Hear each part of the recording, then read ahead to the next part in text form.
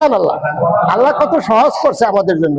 কিন্তু কেউ যদি এই দায়িত্ব পালন না করে, তার যার যতটুকু দায়িত্ব আছে এই দায়িত্ব যদি কেউ পালন না করে, নামাজ শেষ, রোজা শেষ, হজ শেষ, কারণ কোরআনের আল্লাহর এই হুকুম পালনে সে কোনো অংশগ্রহণই করে নাই, এই অর্থে সে কোরআন মানে নাই, বিদায় তার ঈমান শূন্য। কি শূন্য? আমি আগেই বলছি সবার দায়িত্ব এক না। খতিব সাহেবের যেই দায়িত্ব মুসল্লির সেই দায়িত্ব না। মুসল্লি হইলো যে জিনিসটা বুঝবে ওইটা আমল করবে, খতিব সাহেবের দায়িত্ব হলো ওইটা বুঝাই দেওয়ার জ্ঞান অর্জন করবে, ওই যোগ্যতা সে অর্জন করবে।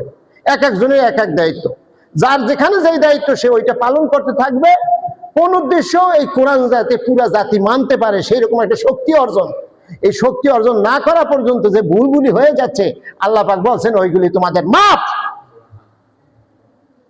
কারণ নামাজও কবুল হবে, রোজাও কবুল হবে, যদি ওই দোষ রয়ে গেছে তারপরও চেষ্টা চালাইতেছে, এই ফাঁকের গুলি আল্লাহ মাফ করে দেবেন। বলেন সুবহানাল্লাহ। এখন বুঝে গেছে কিতাবের জ্ঞান কি, কোরআনের বিশ্বাস কি।